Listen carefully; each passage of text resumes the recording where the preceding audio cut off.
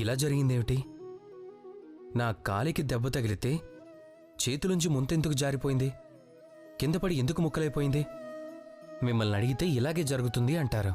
ఈ జీవితంలో, ఈ ప్రపంచంలో మనకి దెబ్బ తగిలిన వెంటనే చేతిలో ఉన్నవి జారి పడిపోతాయి. పెళుసుగా ఉండేవి పగిలిపోతాయి కూడా. ఒక పని చేద్దాం మనం. ముందుగా మీకొక విషయం చెప్తాను. దెబ్బ తగిలి కింద పడినప్పటికీ కూడా ప్రపంచంలోని ఏ వస్తువైనా చేతిలోంచి జారిపోవచ్చు.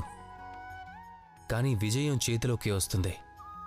మీరు ఎంత వేగంగా కింద పడినప్పటికీ, గాయపడినప్పటికీ భవిష్యత్తు మాత్రం భవ్యంగా మారుతుంది.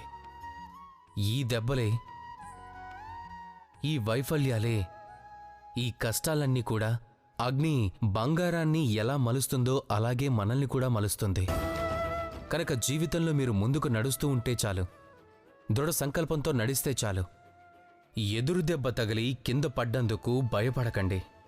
ఈ దెబ్బలే రేపు కలగబోయే సుఖసంతోషాలకి సోపానాలు. ఈ సుఖసంతోషాన్ని పొందాలంటే ముందుగా మీరు కింద పడాలి, మెల్లగా పైకి లేవాలి, మళ్ళీ మిమ్మల్ని మీరు దిద్దుకుంటూ ముందుకు సాగాలి. రాధాకృష్ణ.